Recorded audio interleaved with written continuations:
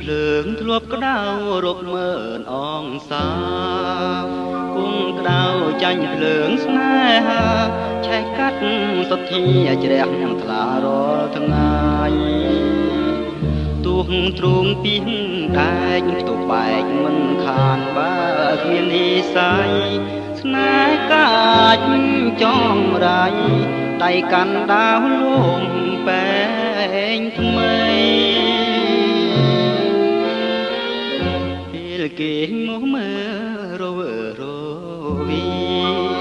ពុកជ្រមទឹកភ្នែកលាយបាយតឹងទ្រូងស្ទើរធ្លាយដោយសារតែស្រីដួងចិត្តខខានព្រោះតែនឹកស្មានថាគេប្រណីធ្វើឲ្យលោកីអាប់អស់រាំងស្មីជាវិត